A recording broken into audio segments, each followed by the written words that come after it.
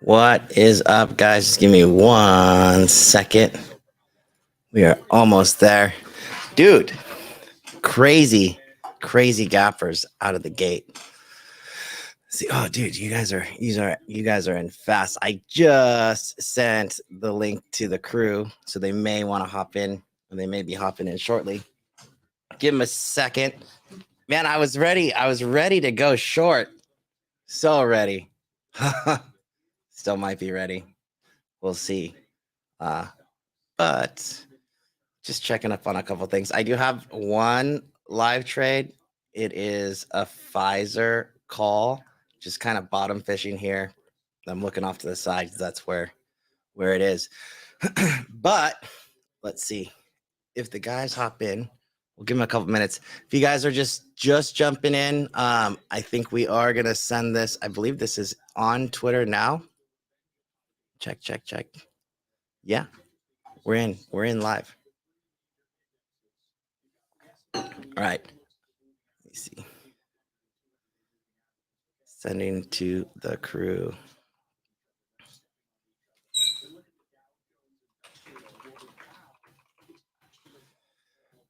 Should I send it again in the bot? I'll give him a second. Just give everybody just a couple minutes to hop in.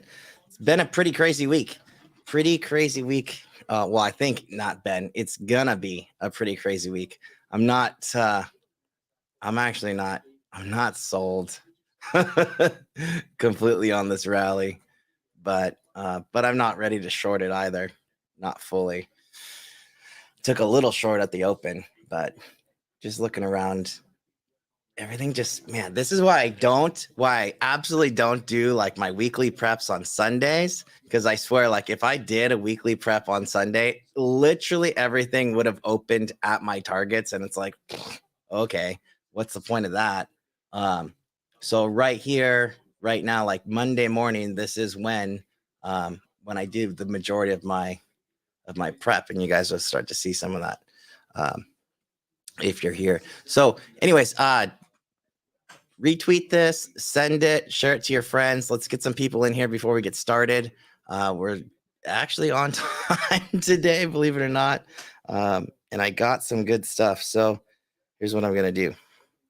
We had, for sure, a couple picks for this year. And I'm just going to go ahead and do that really quick, just while we get ready to go here. So if you guys don't know, I've talked about a couple of these, but looking at next year, really, man, it's just going to be, where do I think the next kind of wave of growth is going to be? What's up, man? Oh, is it close up here? Yeah, all good.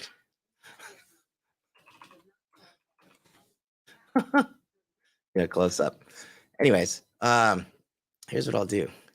So I'm going to pull down one of the first ones, and I think honestly, I'm watching this stock go, and it's just been a ripper since I've really been looking at this, and I'm thinking, man, GE. So like last 10 years, it's markets are like 10-year cycles, if you don't know, and that's kind of what I'm thinking about this next year. I think this is going to be a pivot year, and where is the strength? So the strength is industrials.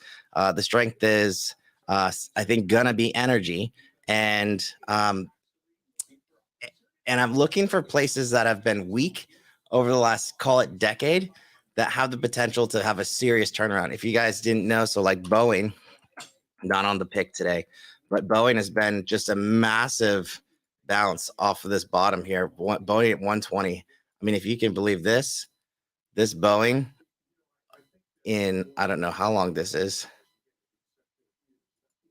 What is that? 3 months is up 70% off the bottom. Like, that's insane. Off October low, 70%. So I'm not going to chase that, but I'll give you guys a couple. Here's the one that has been like my big, bag builder. And I'm looking at this and I'm like, this thing is not stopping. Like, it is not stopping. So GE, if you guys don't know, and if you want more write-ups on some of these, they're all in the servers. So I think on the links, it's like papergains.com/links. You can see a link to our server. I post a lot of DD on these kind of things. I'll just show you real quick what it looks like, and I post updates too. So let me get to this watch list. So like GE, this is what it looks like in the server. This is on early November. This is kind of like the DD. This is what I was looking at back then, which you can't really see. Here's my entry, 68.47. I've actually been averaging up, and I'll tell you when I'm averaging up, and I'll tell you like this was the average up at 76. And this is when GE was not split. So this is pre-split. Post-split, now we have GE and we have GE Healthcare, and kind of really like post-split, this is almost it's over 90 as far as I believe if you take the combined value. G coming here, and I'm looking at this and I'm like, this thing I'm not selling. I don't think I'm going to be selling anytime soon. The only place I might look at potentially trimming is maybe if we get to this little wick right here. It's like 116.23. And honestly, at 116, and this is just GE, by the way. If you own GE, every 3 shares of GE, you just recently got GE Healthcare. And the deal here is like, this is the sum of the parts is greater than the sum of the whole. And GE Healthcare is still trading. I mean, $60, give or take. This one, I'm not so sure I'm going to hold, but man, it's been an amazing run, and I don't see any letting off anytime soon. So this guy, yeah, I'm definitely going to hold. This is a multi-year probably hold, at least 2 years for me. But this would be, to me, man, yeah, we could easily get back up to these 150s. And then next year, there's even going to be a spinoff between the GE Aviation and GE Energy. But where the lead is going to come from, in my mind, on some of these energy things, GE is definitely poised to win. If you didn't know the others, by the way, so NEM is another one that we've been in, and I'll just show you what does this look like, because this is like super cool stuff. But so a couple of these NEM here, big old DD, multiple catalysts, softening dollar, which we see still coming down. Gold was at like a multi-year kind of like cup and handle setup here coming into it, and NEM for GDX and the miners, best dividend in the business, and like in terms of like the dependability, things like that. And our entries on this, by the way, $40, $41. I'm looking at this. Yesterday it was over 52.50. I think it's still about there. I'm not selling this anytime soon. So NEM again, 52.90. Here's where I am on the charts. I mean, if you just look at this, as long as the dollar stays low, gas, crude basically stays below 120, which would be the highest cost for these guys or the miners. This is still kind of Goldilocks scenario, and I might think about selling some of it up here in this between $70 and $80 level. But for me right now, a ton of room to the upside. And so I think these are the ones that I've already got going. I'll give you one more really quick while we wait for some of the crew to hop in. Looks like Jesse might be prepping. Blackstone. So Blackstone here now, by the way, is just at my entry. So this is one I could buy this week and still be perfectly happy. I started adding this at about 85. By the way, Blackstone, if you want the DD, this is investment. This is like long-term hold. This is not a trade. And that's kind of what I'm giving you like for the rest of the year. I think these guys, well, I don't think these guys are the best at what they do, hands down, in my opinion. So IMO. And honestly, they had this big kind of cluster where they have a REIT product, which is like the best in the business. And it was at the same time where the crypto kind of shakeout was happening. But Elon got big news on 2030. Yeah, we'll take a look at those. anyways, Blackstone, it's a very small piece of their business, by the way, their REIT product. China was cashing out a ton. And what happened was that Blackstone was like, stop, we got to put a hold on the cash out of this REIT products. And so they capped it, and that scared the market. And I think that specific situation really gave. And so, by the way, my cost is right here, right now, 81.80, which is about where it's trading today. 81. Basically, this thing got scared. Like the market got really scared about what was going on. And I think it was just definitely overdone. Now we're reclaiming this purple line as the 200-week moving average.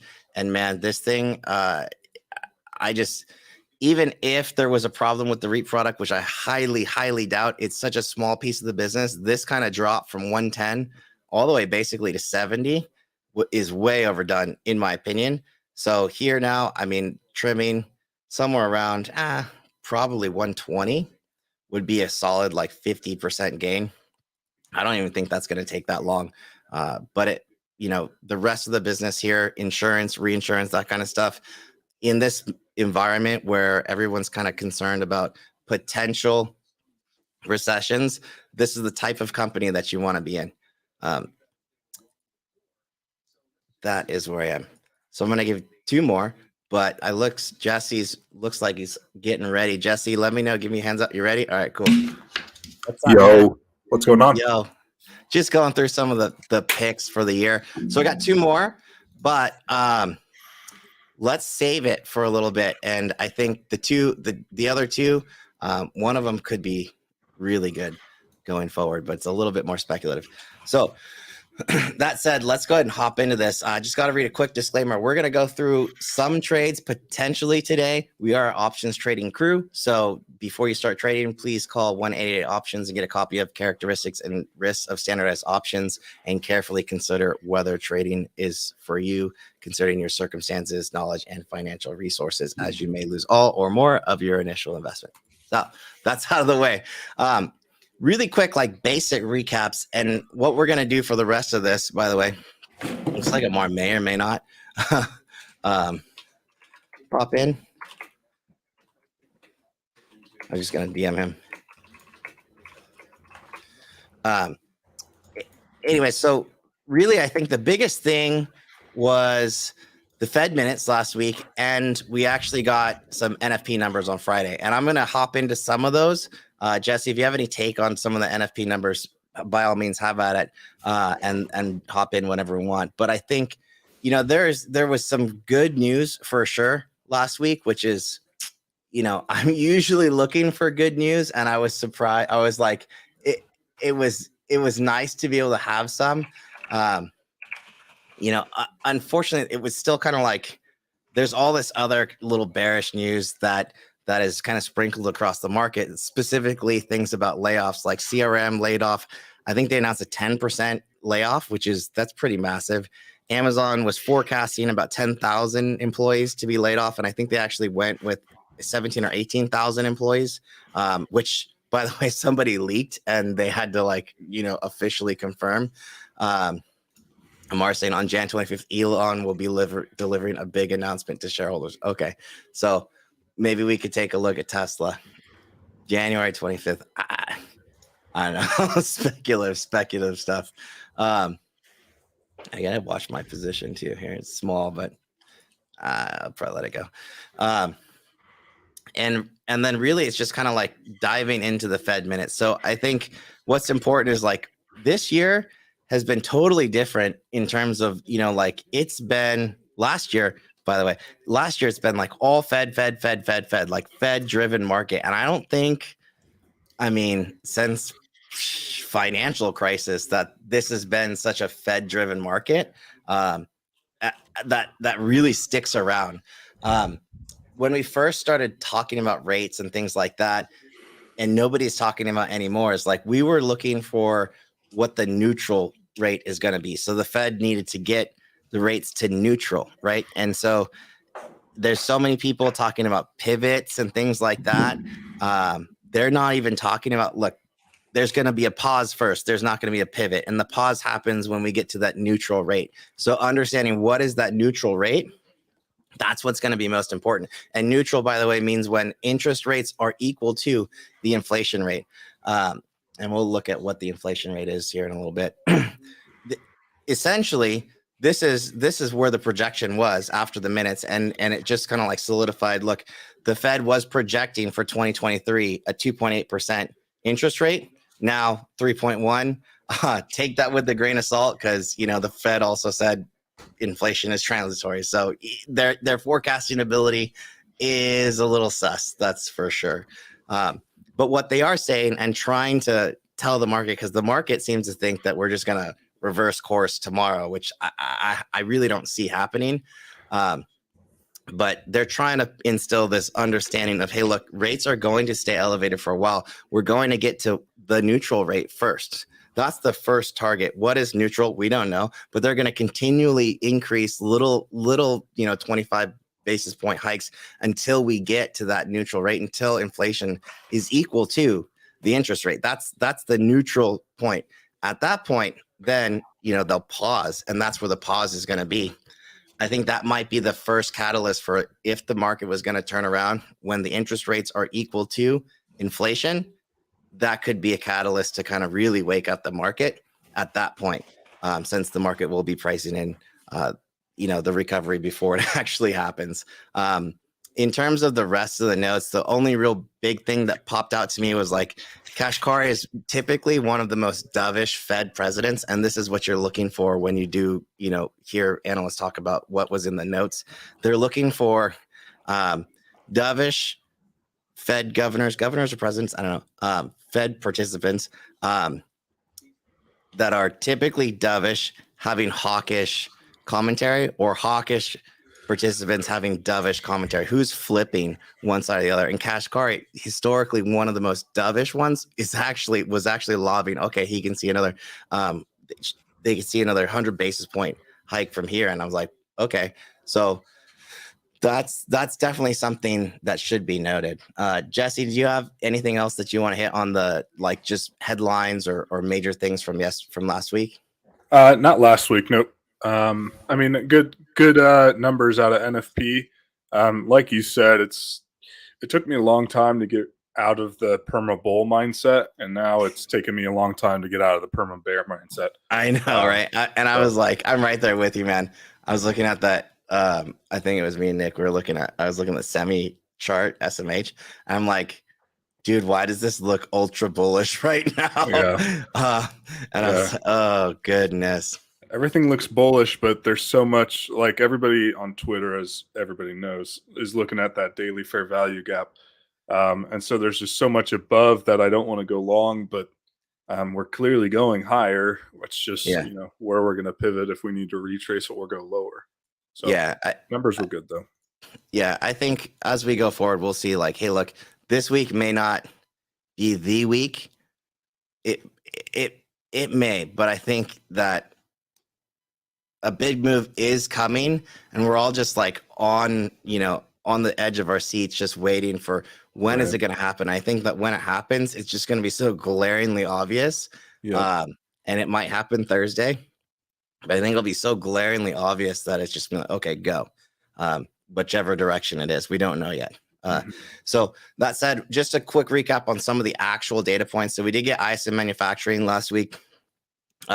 And anything under 50, you're in a contraction mode. So manufacturing index and that sector really is like, that's one of the main ones that the market and like we as an economy want to see really recover the most. Anything under 50 is contraction. Anything over 50 is growth, right? So we're not in a growth mode in terms of like our GDP or US GDP. So manufacturing GDP, that's it's slightly lower, but we're not growing quite yet.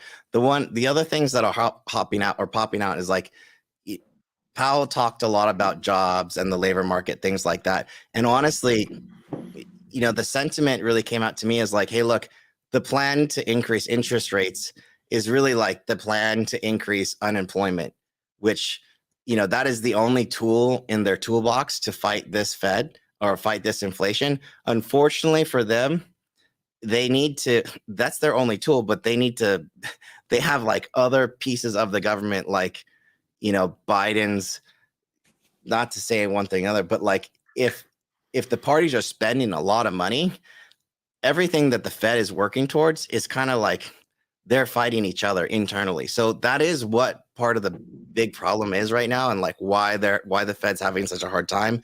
They're only in control of what kind of buy power or spend power are they giving like the larger population. But if the government spends too much money, it just counteracts everything that they're doing, and that's part of the problem, right? Like there was that 1.7 trillion dollar increase in the spend not too long ago, and I was watching like what was it, 18 votes that I forgot the Republican got. Oh, God. Anyways, not super political. Yeah, McCarthy. Yeah, McCarthy had to go through and like all the concessions, and I'm like, dude, but one of the things they were talking about, and I didn't really realize it, is like I guess they passed that 1.7 trillion bill without any of them really seeing it, like without having like do review, like they didn't have a chance to review it. So like things like that are still going down, completely counteract all the work that the Fed's trying to put in. And so so job quits did go up last month. So that's kind of like in the plan. Job openings went down. So in terms of the labor market, it is weakening, which is what he was trying, what the Fed is trying to get to. I know it sounds shitty, sorry, but like it is what it is, right? Like we need to spend less and slow the velocity of dollars to bring down inflation. Continuing claims just slightly downtick, but I think really the biggest thing, non-farm payrolls. So good news is bad news, bad news is good news, right? So lower number in NFP of like new jobs taken, that's bad news, but it's good news for the market, and the market definitely took heed of that, and we basically just pressed higher from there. Unemployment rate 3.5%, participation rate pretty flat. So we'll see sometimes when the jobless numbers come out, they'll like openings and things like that. Sometimes they double count jobs. So we'll have to look for revisions later on. Omnibus debacle. Yeah. So yeah, it was it was a crazy midterm. Anyways, so this is the thing. I think non-farm payroll number typically determines the reaction of the market over the next 2 days after an NFP number, typically determines the direction of the market for the rest of the month.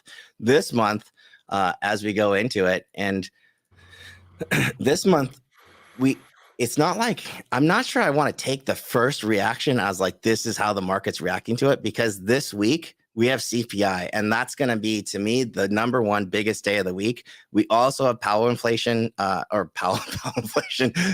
speech today, and we do have Powell's speech tomorrow.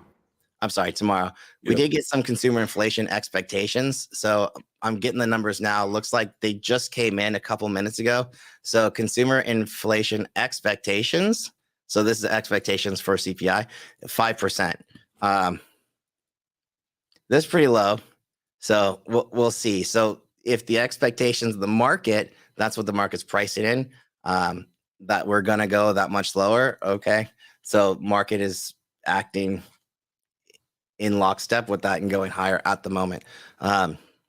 Consumer credit change later on, we'll start to look at this kind of stuff, but this is where the weakness is going to come from, right? So if consumer credit is going higher and higher, we're building credit and we don't have the means to like pay it off.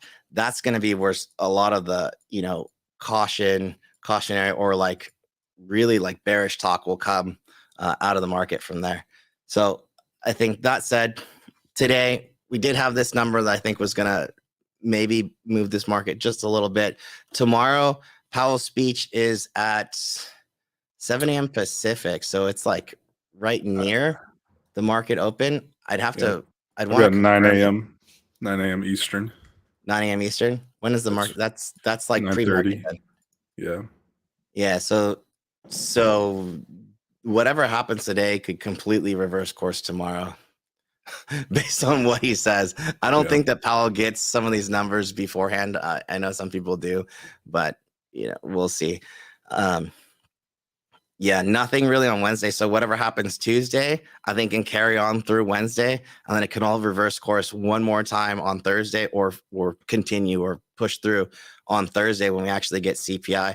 And Friday's consumer sentiment number isn't necessarily like something to balk at either. So this week, yeah, we have a good amount of economic data, and we have a good amount of market moving events that we definitely want to pay really close attention to. So for me this week, I'm just kind of bottom fishing, if that makes sense. I'm looking at this Pfizer pullback today, kind of holding this 49.50 level, looking for a little bit of a pop, and then I'll probably take that down sooner than later. So buying the dips and selling the rips at the same time. I sold some covered calls, or I sold some credit spreads, called credit spreads on Apple, just looking for a basic pullback. What's very clear right now is that if you were short and I was short, I think a lot of that is kind of go into a holding pattern, especially if we're not making new lows. So this week, until we get something like a CPI data point that's going to move the market, I don't see it, I don't see anything breaking crazy levels until then. Coming into CPI, I think that the market was fairly bearish, obviously, myself included. So we're probably just pulling a lot of that out of the market, maybe some shorts covering. I don't know do you have any volume metrics today, Jesse? Nope. Yeah, I was talking to a friend. I think, some were saying volume's not like super strong. I look at that kind of, as something to possibly gauge my trades on. But again, a lot of things today just opening at my targets if I were to trade them. The only thing that's like potentially reversal looking is like a Pfizer, right? If the market's going to stay strong. And I don't want to short, even though it's like, okay, these are good opportunities potentially short. It's going to be super short dated, very, very short term trades. So because of this schedule, you guys, I mean, Powell's speech tomorrow could completely reverse the market. I don't want to have any major swings. If I have swings, I'm using credit spreads, and I've been using credit spreads a lot more lately. I think this is going to be the situation where, that's probably going to be ideal. The VIX is going to be at 22. Well, it's just under 22 right now. I think this 20 level on the VIX is probably going to be our baseline for the whole year. I'll have another video, by the way. Jesse gave me a hard time about not actually making videos, but just so you know, guys, the VIX is out, right? The VIX is pretty much broken. So I'll have another video. Here's my teaser. I'll tell you why it's broken, and I'll give you a couple other things to look at instead of the VIX. In terms of the rest, so Powell's speech, then Wednesday, maybe continuation. And then Thursday, look, that could reverse course fully again. And even Friday's consumer sentiment number, that does move the market. So whatever happens, it's just going to be very short term. I'm looking right now for, in terms of trading, I'm looking right now for those kind of weekly setups. And I'm going to pull up that chart again one more time. And I'm going to give you guys a couple for the shopping list. So Blackstone here, again, look, this is a good opportunity level to get in. Full transparency, like my original buys were really below this 30 level, somewhere in the 20s. I've since sold that, but I'm definitely looking, and I'm starting to build another core position here. And I mean core position, so this is for the longer term, like the entire year.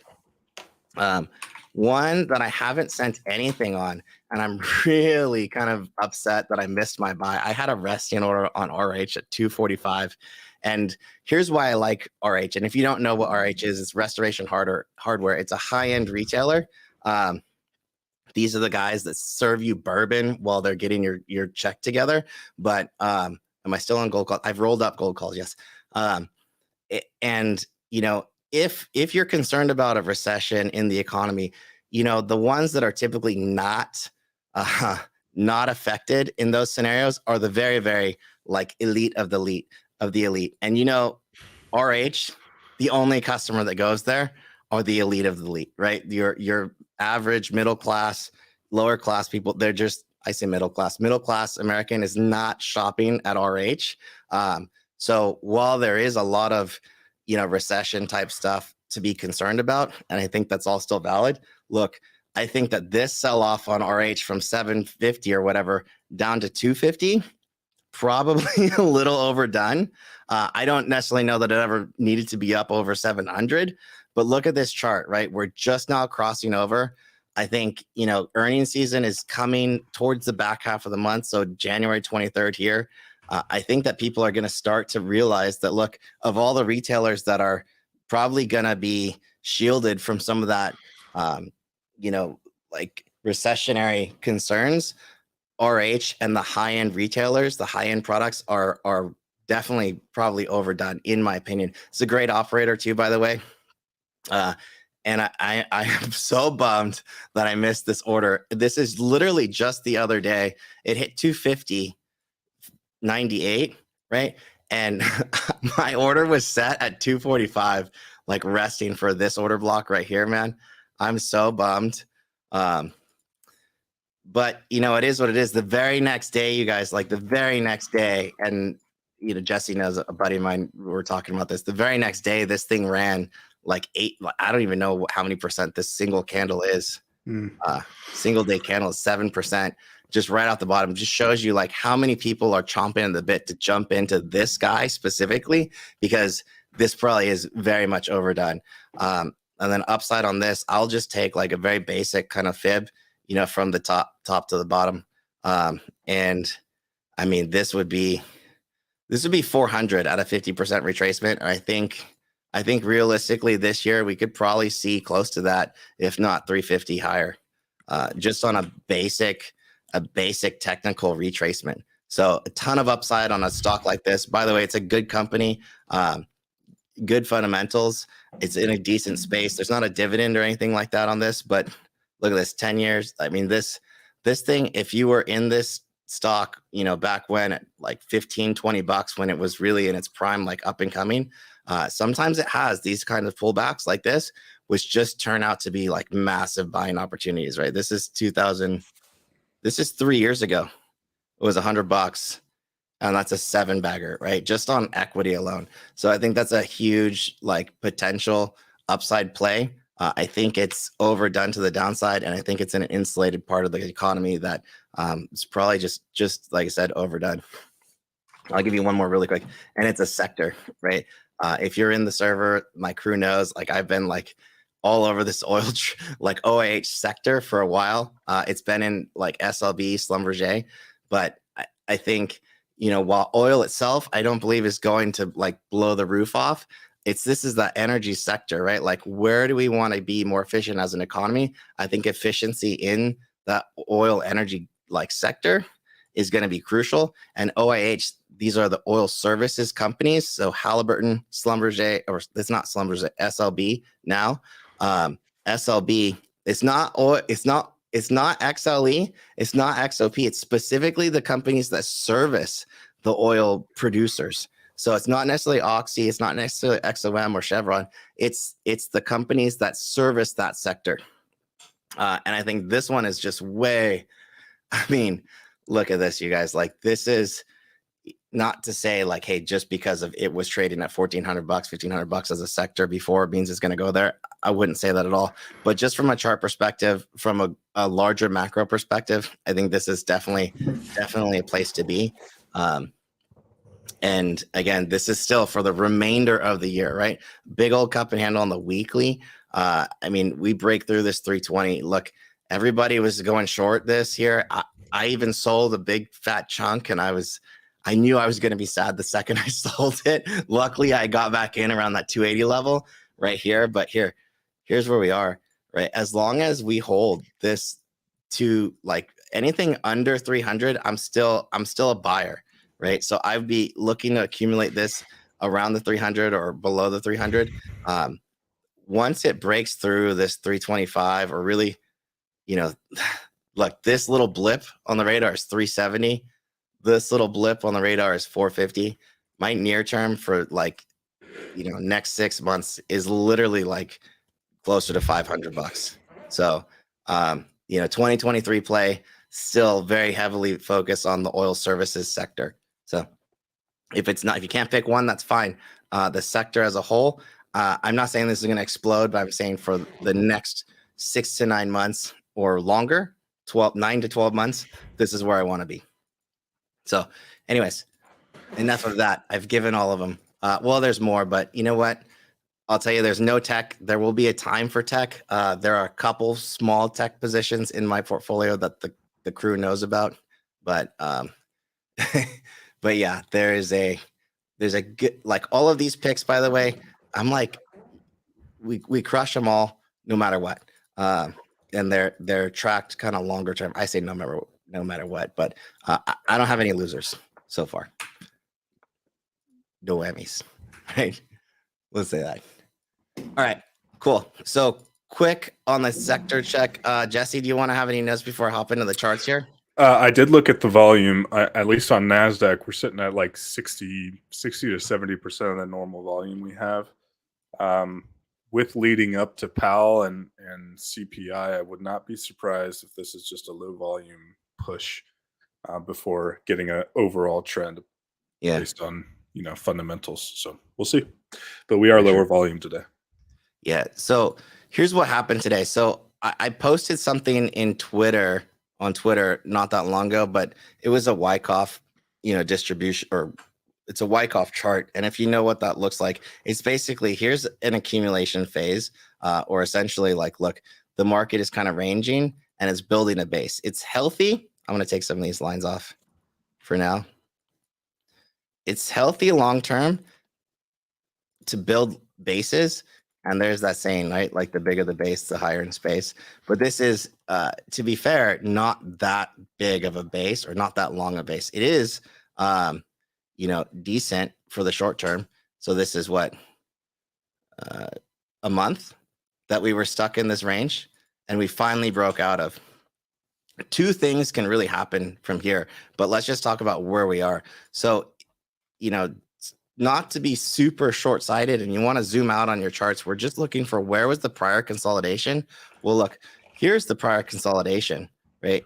And this consolidation was also about 30 days. So spent about 30 days here, made a big move, spent about 30 days here. I think we're ready for a big move, right? But where does the big move go? We don't actually know yet. So the problem with this scenario, and I think what Jesse and I are trying to portray here, is like, just because this is the first breakout of this kind of consolidation, look, the trade is more or less played out to the upside here. Now the next trade is really coming, right? And if you look at the chart, right, where was the base of this prior consolidation?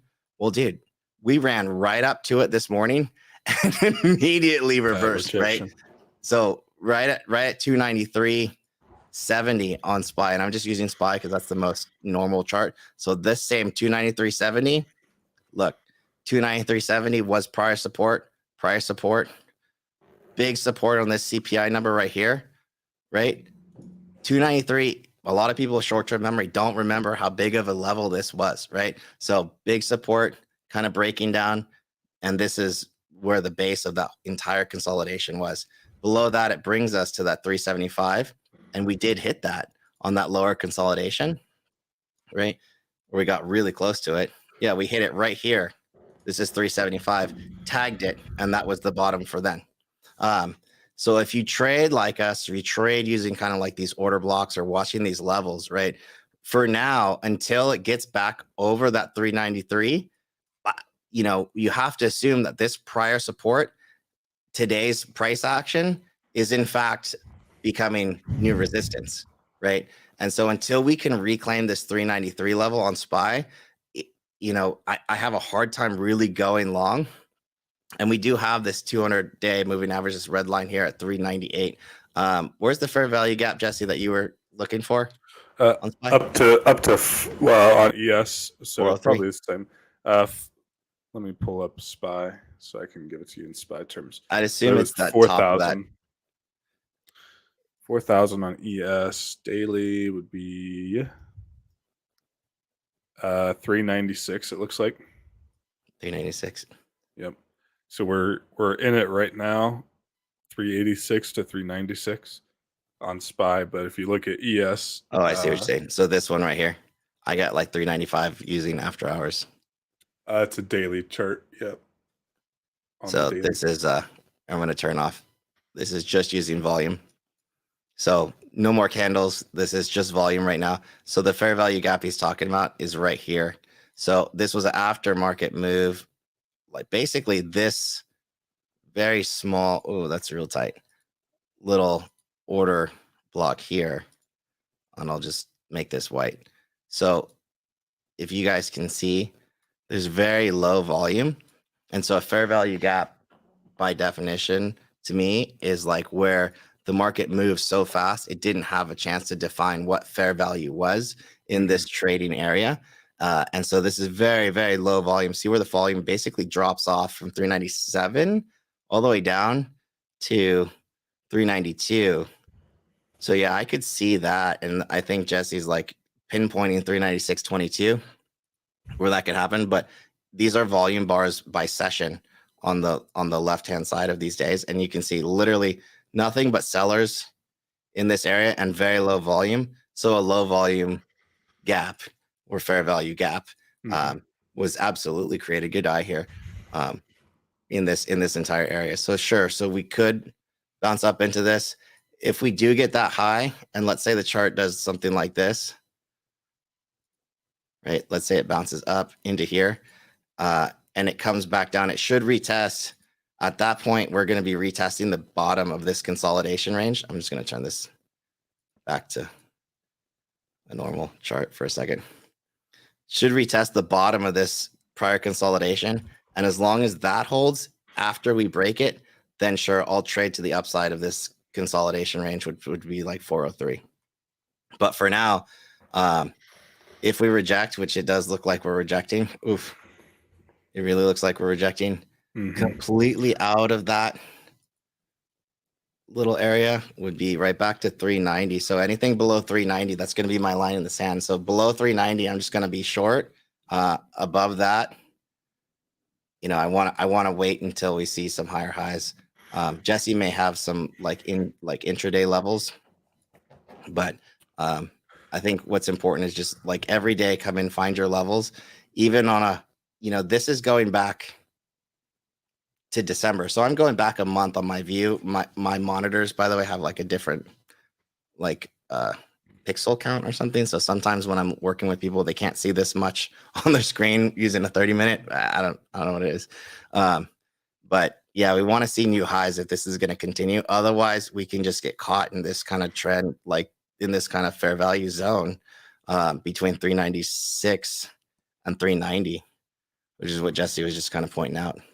Yeah, I mean, if we're going to go any lower, the whole, like you said, kind of explained how a fair value gap works, or some people call it imbalance. Price just isn't able to be traded enough in that zone for price to be balanced or find its fair value. And so there's this gap where either people are trapped or there are arresting orders in this area. I don't know which one it is, but I know price reacts to fair value gaps. And so we tried to push lower pretty much the whole back half of December, right? We just chopped around we stayed in that same zone from Monday the 19th until we broke out of it this past Friday. And so if we're going to reject anywhere, it's going to be in this fair value gap. And coincidentally, if I draw a Fibonacci from it, it's right inside of that golden zone. You want to show what you're seeing? Sure. Let me present, share screen.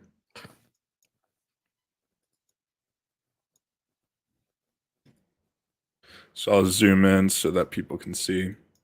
So, oh man, I'm gonna have a hard time reading that one. Which one? You want me to zoom in? Oh, let me see. Yeah. I can zoom in more. All right, there we go. So, oops, didn't mean to do that. So Fibonacci from the start of the trend to the bottom of the trend. Oh, okay, there you are. Gotcha. Puts me right at, let me get rid of these ones. Puts you right in between if I make a rectangle. And I suddenly can't find it. Here we go. Right in this zone is the golden zone. And then that also lines up with this fair value gap. Let me turn off an indicator here.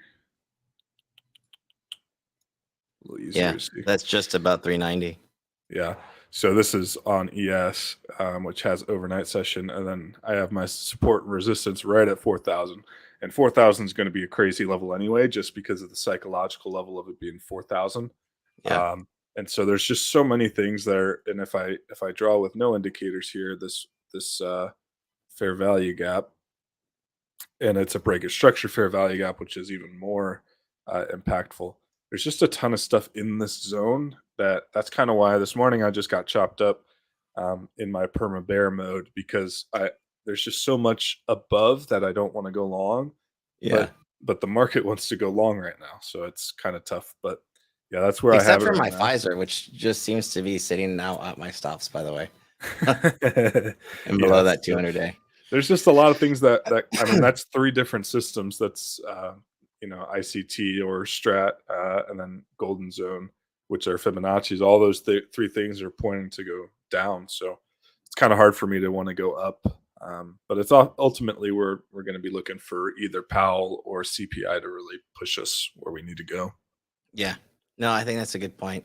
Yeah, I'll just do this real quick and hop mine back in. So I do the same, right? It's like I just wanted to see what pivot you're taking. So you're from that 405 high, give or take, Mhm. Yep, to that very at, recent low. December 14th, yep. Yeah.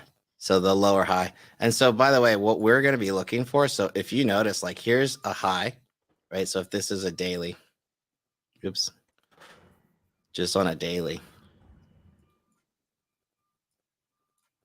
So you have a high here, and then you have a lower high. So we have a high. We're going to be looking for a lower high and then deciding which direction from there. So if we're going to go short. So today, by the way, if there was to be a bounce and retracement, I'm actually going to be looking right around 392.60. If it gets back there, fails, that'll probably be a short, just back to pre-market levels, right around that 390 for a small little trade, And tiny trade. and even if you add, so Fibonacci's are subjective, and I'll be the first one to tell you that. So Yeah, even if that's why you, it's like, which pivot are you using? yeah, even if you Yeah, do the high of December 13th and say that's the start of the trend, the 50% starts at 39.84, and so it's yeah. still the same thing, just different ways to draw it. So Cool. All right, we're just gonna do a quick sector check across the board then. So the Dixie here, dollar index, right? We did hit this fair value gap right at 105.63. I didn't put this there after the fact; it was already there, and we just immediately rejected right back to a 2 down. Really looks like on the week now. So from a strat perspective, so for now, dollar going lower should be bullish-ish for equities and for our good friend gold, who somebody was asking about. So I'm going to use GC for gold futures here. So yes, we are coming up really to a major supply level. And so is going to be just around the first target. Someone was asking if I still have the gold calls. You can go ahead and trim some for sure. But this is going to be, and I think just so you know, like that last gold trade was a roll up from that last 170 call for Jan monthlies. So the roll up is really just to potentially capture just this little push to the upside. We're not quite in this box just yet. And I'm going to flip over to GLD, the ETF, which is the one that I'm trading. And that would to capture that 179.99 or just under 180 kind of level. So here's where we are, right? Did we run in? Are we running into some supply? Yeah, for sure we are, right? But this trend is super bullish. And I mean super bullish off this bottom. And as long as the Dixie is going down, that's what's going to be key for this. The Dixie and GLD, the ETF, are completely inverse value, right? Like so. And the other day, by the way, some people in our room were like, "Oh, look, the Dixie's going up, and so is gold." Well, that was an ultra bullish sign, right? And again, in this environment, right, what do I want to be long? I want to be long, really, the equities that have been beaten up. And that have like massive potential for upside moves that are just completely undervalued. And when you think about the environment that we're coming into, look, with the dollar coming down, equities kind of unsure just from a recession perspective. God, my charts are ugly right now. And the headwinds in front of us. look, gold is where a large institutional investor is going to be, especially with like the crypto sell-off, implosion, those kind of things. Those are all bull cases for gold, the underlying asset, as a security. So so that said, I'm going to end my rant on gold. Yes, ultra bullish for the foreseeable future, but it may chop to the upside as we get there. Cool. Average price shares traded since August 16th. I'm not sure what you guys are talking about. Is that Ace? What is Ace doing? Oh, what's up, dude? Anyways, I think, that's pretty much the hour, right? So we got a couple targets on SPY, right? So for the upside, if we can get over that 393, sure, a bounce back up off of this fair value gap that we're looking at should take us to so this orange box, by the way, is an average weeks range. So if we just continue on to the upside for an average weeks move on SPY, would take us exactly, by the way, to that upside level that Jesse was looking at. Actually near 402, so just over 400. If we went completely up, I will say, if this is an average week's range, right? SPY has been trading within this range for 30 days, right? And even on a week-to-week basis, this last week was this like tightest range that had been in a very long time. So expecting or seeing this kind of like explosion outside of this range, like typical reaction. If we fail and we get back, so on the downside, if CPI comes out or Powell decides to like completely rain on the market's parade here, the downside target would be this fair value gap. So this is Friday, overnight, Thursday to Friday, right? And looks like it was actually filled Friday morning. Okay, so downside still would be 380 to the downside for an average week's range if this is the top for SPY on the week. So that said, those are your levels for SPY. I do kind of like IWM for more of an upside trade if you're looking at this one.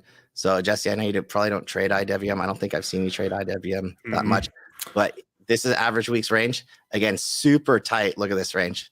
Tighter every time. Finally breaking out. This one hasn't quite filled the gap completely. So there's a session gap, clean session gap, just over 180 on IWM, and a little bit more, probably to like 181 on this guy, just under its 200-day. But again, if things are close to their 200 days, they'll typically act like a little magnet. The market might overshoot it. The 200-week moving average is exactly what IWM's fighting with right now today. So with these two, the 200-day and the 200-week kind of converging here, this one definitely has some explosive potential for either an upside or downside move. But it's coming very, very soon, for sure. If you guys, Ace is hilarious. Is that Cree? It is Cree. Jeez, you guys, all over the place. Anybody has any tickers? I'm gonna give you a couple seconds to throw them out in the chat. Jesse, if you want to pull one up, I'll let you, do that present thing, and you can kind of grab some. You say some tickers to look at? Yeah. If you have what's your watch right now. Yep, I got a couple. Yeah, if you want to share, I'll go ahead and give you Ace's Tesla. So Ace's Tesla, I like Tesla. So Tesla is very similar, right? So while Jesse's grabbing that, I'll do one. So Tesla just coming out of this zone, right? So I had 122 as my upside target, and this was really, where did 122 come from? It basically tagged it. It was a session gap here. So for me, this is like one more thing why I hate charting on Sundays. Like that would have been your target anyways. Target acquired, level filled. My concern is this like massive consolidation. Ace might be trading for the downside. Amar says that there is a event on the 25th.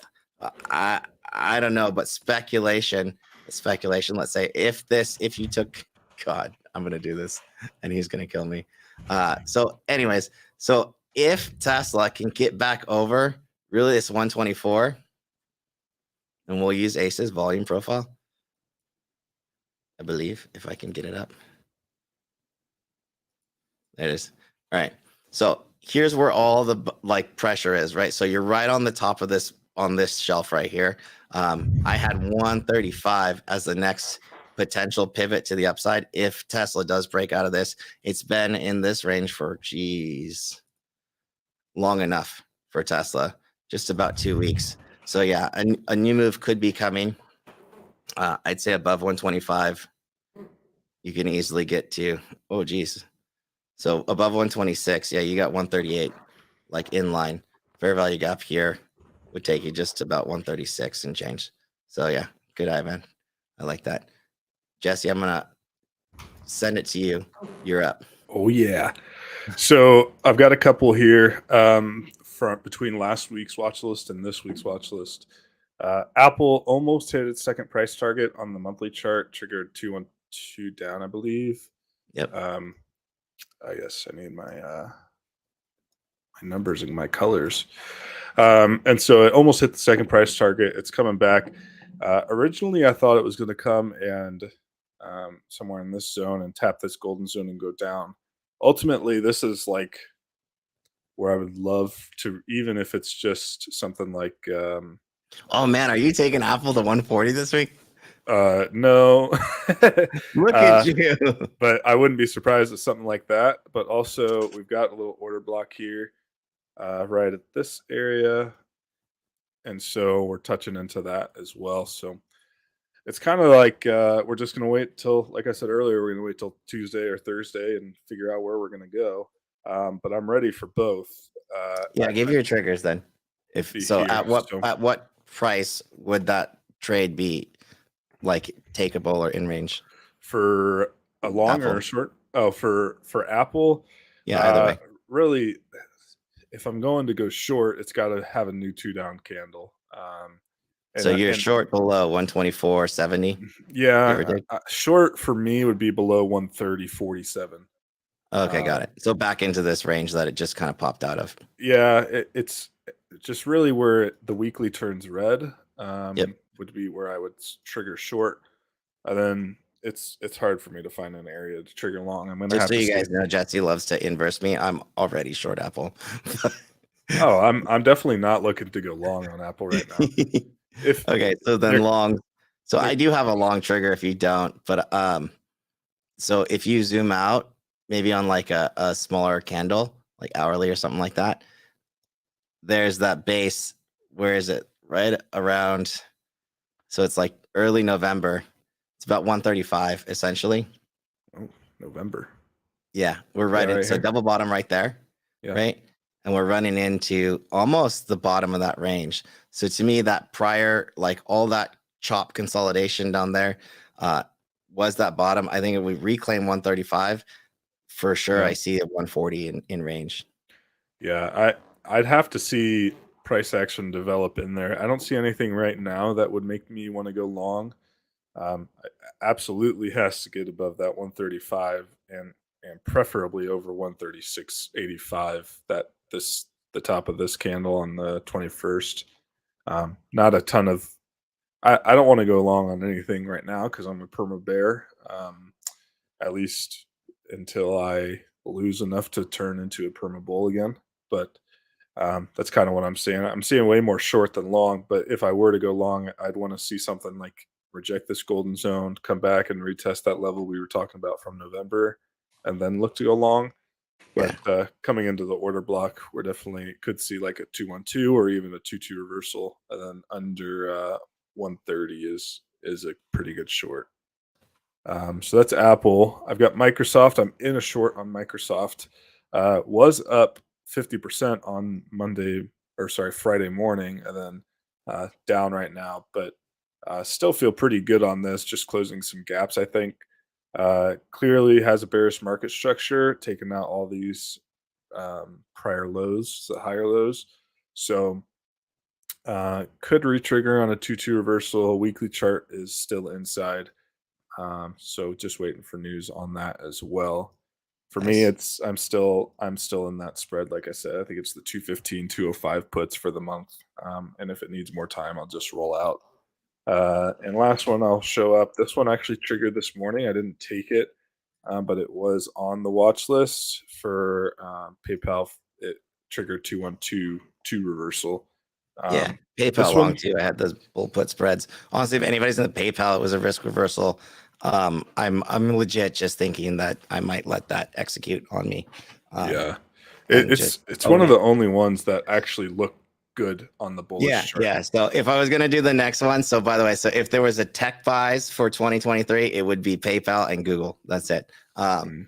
And I think we'll leave you with that. But yeah, Cree, Ace, whoever, if you're a pro trader in our group, every Monday you're welcome to hop in. You'll find the link in the analyst chat. I'll send it and you can join live. I can have up to 10 of you guys on here at any given time together. But always fun, man.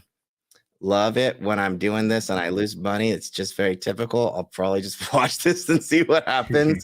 Yeah.